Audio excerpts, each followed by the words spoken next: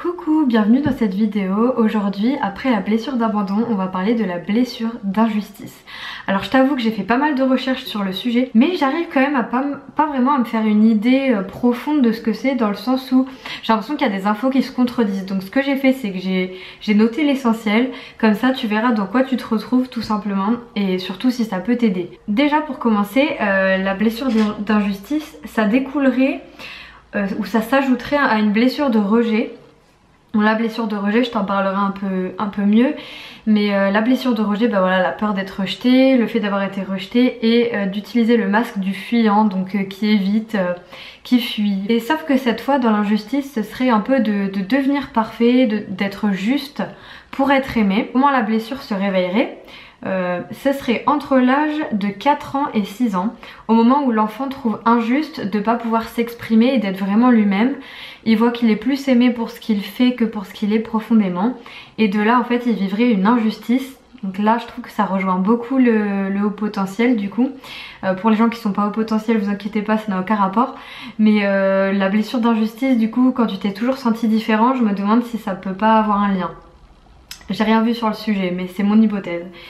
Donc voilà, ça pourrait être surtout avec le parent du même sexe. Moi sur ça je suis sceptique. Bon, je me dis que ça peut être les deux parents, mais voilà, ce qui est dit c'est que c'est avec le parent du même sexe et qu'on pourrait souffrir de la froideur de ce parent, de son insensibilité un peu. Et souvent ce parent-là pourrait avoir justement la blessure d'injustice. Ce qui dirait, voilà, c'est que ce parent a une incapacité à sentir et à s'exprimer. Donc tout le côté émotionnel, et voilà, qui semble un peu insensible et un peu froid. Et la douleur proviendrait aussi de l'autorité, des critiques qu'on peut avoir, enfin dont on peut être l'objet, et ouais, vraiment de l'autorité. Ensuite, la réaction face à l'injustice, ça serait donc de mettre un masque. Comme d'habitude, c'est ce qui est décrit dans les livres de Lise Bourbeau. Et ce masque-là, ce serait le masque du rigide. Alors pour la description physique, moi j'aime pas trop la morphopsychologie, pour être honnête, c'est vraiment pas un truc qui me parle, mais je vais vous en parler quand même. Ça pourrait être une personne donc qui se tient très droite, qui est très voilà, très rigide, et alors aussi apparemment qui aurait les yeux un peu brillants, qui paraîtrait dynamique et joyeuse même quand elle n'est pas joyeuse. Mais je vois des choses qui se contredisent, donc encore une fois voilà, mais je vous fais une généralité. Là vous pouvez voir mon perfectionnisme par exemple. Moi j'aime pas faire justement un truc ou un truc, j'aime bien remettre en question. Et donc voilà, ce serait ça, être tout droit. Et ce qu'il décrivait aussi, c'était de mettre des vêtements serrés, comme pour en fait contenir les choses en soi, mettre des ceintures très serrées, vouloir être très beau ou très belle aussi, le côté vouloir être parfait en fait. Et donc dans ce côté du masque rigide, ce serait en fait d'être voilà, très sensible à l'intérieur, mais de vraiment réprimer ses émotions, pas les montrer aux autres, avoir un peu l'impression, enfin les autres peuvent avoir l'impression qu'on est imperturbable, que rien ne nous atteint, que rien nous touche, ne plus être là. Et voilà, et ce masque qui permettrait de ne plus être victime des critiques ou de l'injustice du monde. Et alors ils disent aussi qu'on serait plus porté à croiser les bras et du coup à bloquer la région du plexus solaire qui est reliée aux émotions. Pourquoi pas. Apparemment très jeune, la personne rigide remarque que l'entourage l'apprécie pas réellement comme il est, comme je disais, et du coup il va vouloir devenir le plus parfait possible, le plus performant possible, et voilà, en fait c'est un peu tout faire pour être parfait, pour être aimé. Et aussi ce serait une personne qui aurait du mal à déléguer, qui veut toujours se débrouiller toute seule et qui a du mal à oser demander de l'aide. Donc c'est une personne qui dira toujours que tout va bien, qui semble un peu trop optimiste en surface, même s'il a des difficultés. Pour le coup ça me fait penser à des personnes que je connais.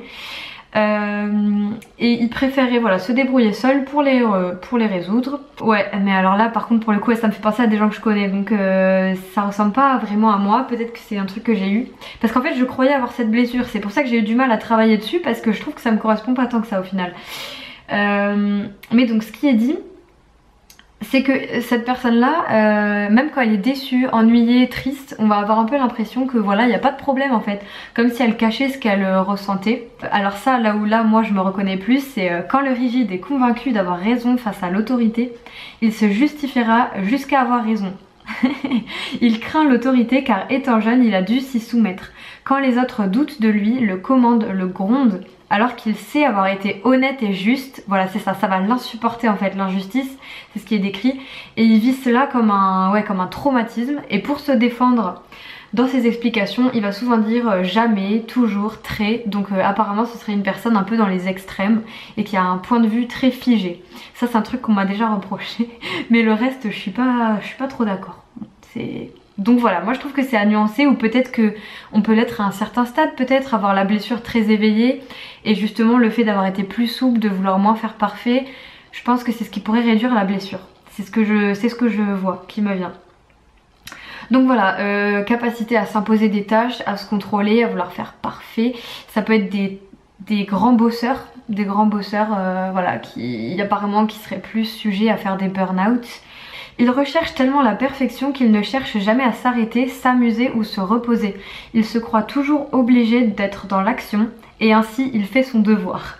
Comme il y a toujours quelque chose à faire dans le quotidien, le rigide se permet rarement le luxe de se détendre sans se sentir coupable. C'est quelque chose que j'ai pu observer aussi. Et en fait là ce qui me vient c'est que je me dis mais est-ce qu'on n'aurait pas tous une énorme blessure d'injustice, dans le sens où en fait on est dans une société de la performance et justement un peu de vouloir être parfait. Enfin moi c'est un peu l'impression que j'ai, ça me fait penser à ça et c'est pour ça que j'ai un peu du mal avec ce truc. Son corps est toujours alerte et tendu même au repos. Il a des difficultés à reconnaître ses limites en ne prenant pas le temps de s'écouter. Il en fait trop et s'arrête seulement quand il craque physiquement ou nerveusement. Ça pour le coup ça me parle et je pense que ça parlera à pas mal d'auto-entrepreneurs qui sont perfectionnistes mais qui ont peut-être cette blessure et qui justement vont énormément travailler et avoir du mal un peu à s'arrêter. Ouais c'est ça, la culpabilité du repos. Et ça moi je me demande est-ce que c'est lié à la blessure ou plus à la société dans laquelle on vit et ce truc de devoir tout faire, travailler dur et tout ça. C'est ça ce qu'ils disent, c'est que voilà, c'est une personne qui aime rester dans les règles, que être correcte et qu'elle aurait comme une personne qui lui dit ça c'est juste, ça c'est pas juste, un peu un juge intérieur, tire le besoin de justifier ces moments de repos en fait, ces moments où elle fait rien.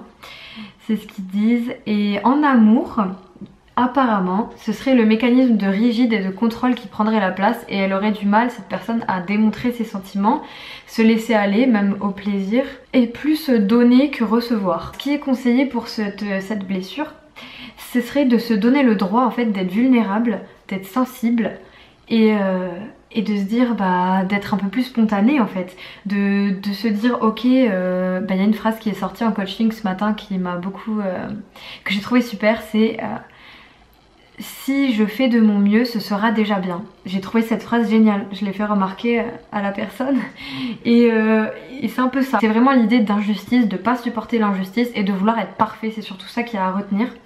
Et la question que j'ai vue qui était à se poser, c'était a-t-on vraiment besoin d'être parfait pour se donner le droit à la vie et au plaisir ?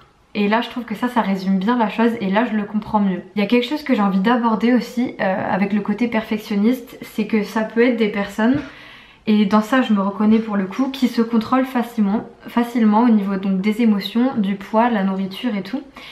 Et c'est vrai que j'ai remarqué que le trait de personnalité perfectionniste pouvait nous faire aller alors vers des addictions et vers le contrôle de son corps et donc vers des troubles alimentaires. Et pour le coup ça c'est quelque chose que j'ai vachement vu. Donc voilà, ça c'est juste un truc que je voulais rajouter si ça peut te parler. Je pense que j'ai tout dit sur ça. Si vous avez des trucs à rajouter, franchement laissez-le en commentaire. Si vous vous reconnaissez dans certaines choses, dites-le moi en commentaire. Et puis écoutez, eh bien je vous dis à la prochaine. Et puis je pense qu'on parlera peut-être de la blessure du rejet, que moi j'arrive un peu mieux à comprendre que cette blessure d'injustice, que je trouve que c'est dur de nuancer parce que j'ai l'impression qu'il y a des points qui rejoignent autre chose, comme par exemple la peur de déranger les autres, ça peut être lié à vachement de choses en fait. Mais donc voilà, ce qu'on retient en tout cas c'est l'intensité du fait de vouloir être parfait et la rigidité vraiment, et la peur aussi de la froideur des autres, la peur d'être froid aussi. Et justement ces personnes là peuvent donner l'impression d'être froides paradoxalement. Voilà, sur ce, je te souhaite une bonne journée et je te dis à bientôt.